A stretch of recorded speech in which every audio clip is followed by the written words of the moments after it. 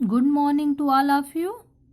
आज के वीडियो में हम सभी लोग आपके अभ्यास प्रश्न को सॉल्व करेंगे जो आपकी बुक में दिए रहते हैं। इसमें से पहला क्वेश्चन आपका है, अवतल दर्पण के मुख्य फोकस की परिभाषा लिखिए। अब आपको सभी लोग को पता है कि अवतल दर्पण का मुख्य फोकस क्या होता है, कहाँ पे होता है, लेकिन कह रहा है इसको मतलब मुख्य फोकस को आप क्या करना है, परिभाषित करना है। तो परिभाषा के रूप में आप उसे कैसे लिखेंगे? तो देखिए, जब भी आपसे फोकस पूछा जाए, किसी भी दर्पण की बात करें, उत्तल अवतल जो भी होता है, तो आपके दिमाग में तुरंत होना चाहिए कि अवतल दर्पण का फोकस जो होता है किधर स्थित होता है। तो देखिए, आपके अगर माइंड में ये फिगर आ जाता है तो आप आराम से डिफिनेशन लिख ले जाएंगे। तो सबसे पहले तो आपके दिमाग में ये आना चाहिए कि आपका अवतल दर्पण है, इसका ये पोल होता है, यहाँ पे आपका वक्रता केंद्र होता है, इसके बीचों बीच फोकस होता है।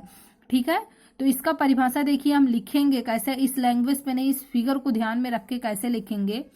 ये लिखेंगे कि अवतल दर्पण पर मुख्य अक्ष, ये हो गया, मुख्य अक्ष के समांतर चलने वाली प्रकाश की किरण परावर्तित होकर जिस बिंदु से गुजरती है, यहाँ पे ये नहीं कहना कि फोकस से गुजरती है, यहाँ पे हम कहेंगे कि जिस बिंदु से गुजरती है वही आपका क्या कहलाता है, मुख्य फोकस कहलाता है। ठीक है, तो अगर आपको ये फिगर याद है तो आप इसकी परिभाषा ऐसे लिखेंगे।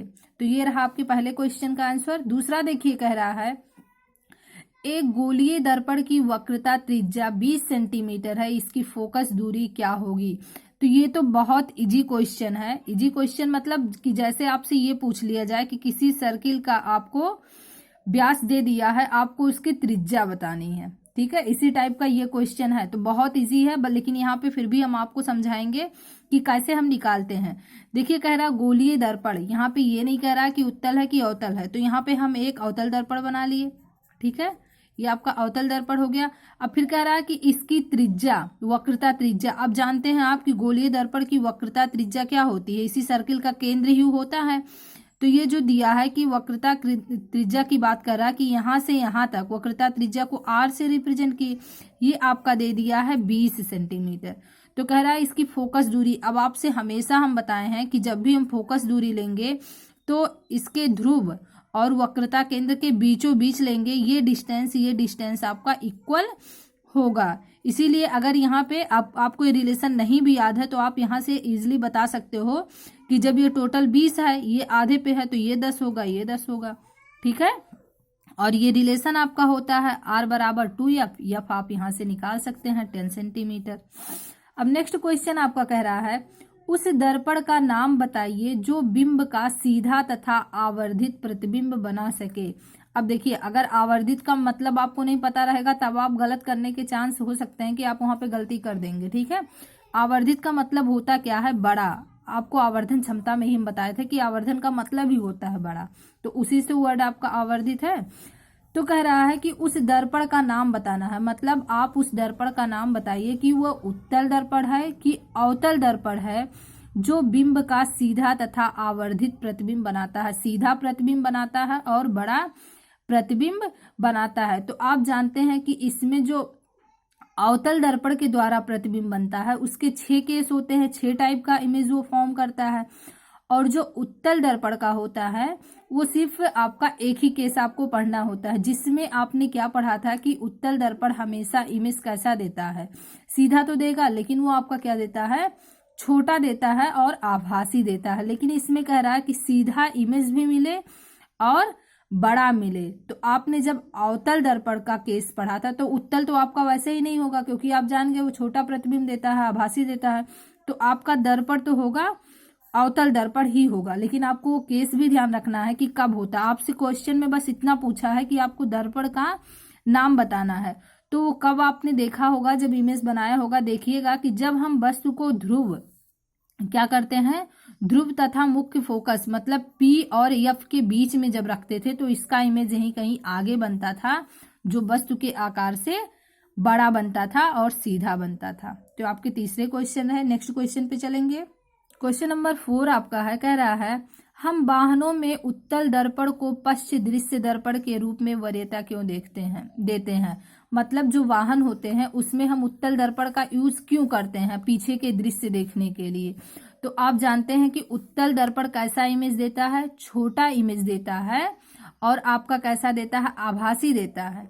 ठीक है, तो जब इमेज मतलब गाड़ी के अगर साइड में आपका उत्तल दर्पण लगा है तो अगर उसमें हम पीछे की इमेज देखेंगे तो वो आपका क्या होगा, छोटा दिखाई देगा, मतलब अच्छे से दिखाई देगा, उसके बीच कितना स्पेस है वो सब भी आपको दिखाई देगा, जिसके कारण क्या होते हैं, हम इसको उत्तल दर्पण को अधिक वरीयता देते हैं। तो ये इसका रीजन हो जाएगा कि उत्तल दर्पण आपका हमेशा मतलब सीधा और छोटा प्रतिबिंब बनाता है, जिससे पीछे के दृश्य को देखने में आसानी होती है। तो ये हो जाएगा। फिर देखिए क्वेश्चन नंबर 5, ये भी आपका बिल्कुल इजी है। कह रहा है उस उत्तल दर्पण की फोकस दूरी ज्ञात कीजिए जिसकी वक्रता त्रिज्या 32 सेंटीमीटर। अब वक्रता त्रिज्या मतलब समझिए आर आपका दे दिया 32 सेंटीमीटर, तो यह आपका वैसे ही 16 सेंटीमीटर हो जाएगा। लेकिन ये रिलेशन आप हमेशा याद रखेंगे, ठीक है। फिर नेक्स्ट क्वेश्चन आपका है, कह रहा है कि कोई अवतल दर्पण आपके सामने 10 सेंटीमीटर दूरी पर रखी है। कोई अवतल दर्पण की बात कर रहा है, कह रहा है कि आपके सामने 10 सेंटीमीटर रखे किसी बिंब का, बिंब मतलब होता है कि कोई वस्तु हम रख रहे हैं, का 3 गुना आवर्धित वास्तविक प्रतिबिंब बनाता है। अब देखिए आवर्धित वास्तविक प्रतिबिंब बना रहा है तो मतलब उसकी क्षमता की बात कर रहा है ना, तो ये आपका कितना है, m दे दिया है, कितना कह रहा है, 3 गुना। अब आप जानते हैं कि अगर बात करें अवतल दर्पण, तो अवतल दर्पण की जो फोकस दूरी होती है वो क्या होती है, आपकी ऋणात्मक होती है। इसीलिए यहाँ पे ये साइन आपका दिया नहीं रहेगा, आपको खुद से ये साइन सोचना है कि दर्पण कैसा है तो वो कैसी, मतलब उसमें हम कौन सी साइन लगाएंगे, इमेज किस तरीके से दे रहा। तो इसमें कह रहा 3 गुना आवर्धित, मतलब यहाँ पे यम जो दे दिया है वो -3 लिखेंगे क्योंकि इसकी फोकस दूरी ऋणात्मक होती है। अब देखिए अवतल दर्पण है तो इमेज भी तो इसके इसी सामने बनेंगे, तो इधर दूरी हम क्या लेंगे, ऋणात्मक लेंगे। तो यहाँ पे दिया है कि आपके सामने 10 सेंटीमीटर दूरी पर रखे बस। अब अवतल दर्पण की बात कर रहा, फोकस भी इधर होगा इसका, तो इधर कहीं हम ऑब्जेक्ट भी रखेंगे इसके सामने ही, तो यहाँ दूरी कितनी लेंगे, -u आपका हो जाएगा, ठीक है। तो ये आपका -u हो गया 10 सेंटीमीटर। फिर आपको निकालना क्या है कि v आपको फाइंड करना है। तो आप ये जान गए। अब जानते हैं अवतल दर्पण का जो फॉर्मूला होता है आवर्धन क्षमता का, यम बराबर कितना होता है, -v/u होता है। यहाँ से यम का पहले आप निकाले हैं कि यम बराबर -3 हो गया, बराबर करें -v/u किए। अब उसके बाद देखिए यहाँ पे क्या करेंगे, क्रॉस मल्टीप्लाई करेंगे, ये साइन साइन आपका कैंसिल हो जाएगा। यहाँ पे देखिए फिर क्या हुआ, साइन साइन आपका कैंसिल हो गया यहाँ पे।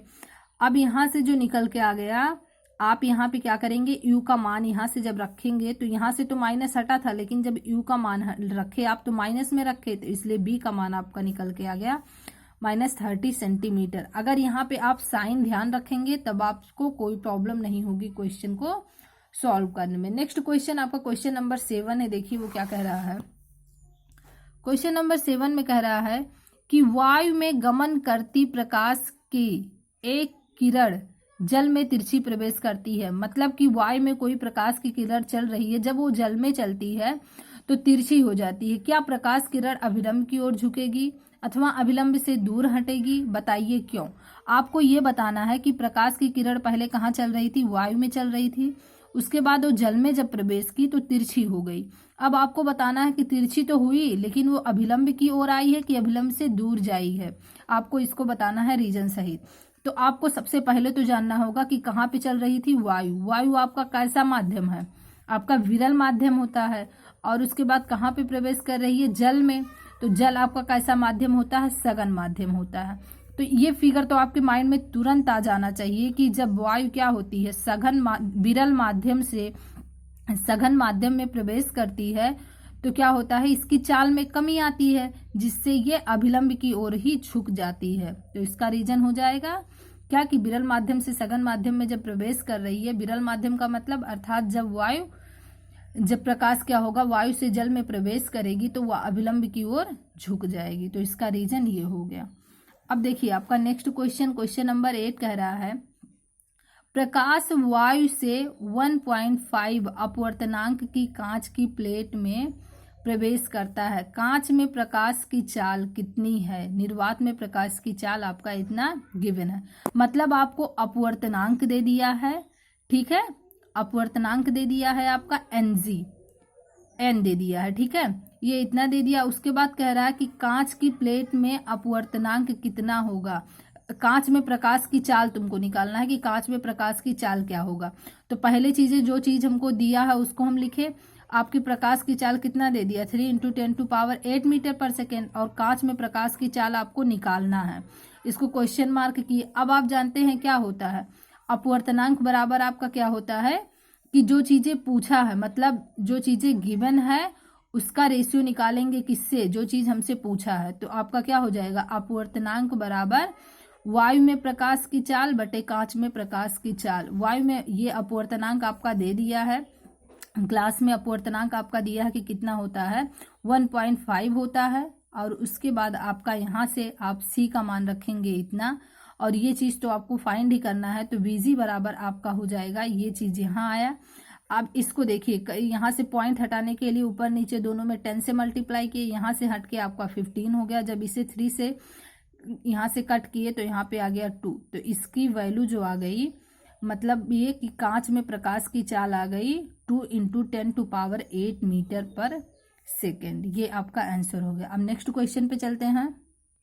देखिए नेक्स्ट क्वेश्चन कह रहा है कि आपको बताना है अधिकतम प्रकाशिक घनत्व का माध्यम बताना है कि क्या होता है जिसमें प्रकाशिक घनत्व अधिकतम होता है, और न्यूनतम बताना है।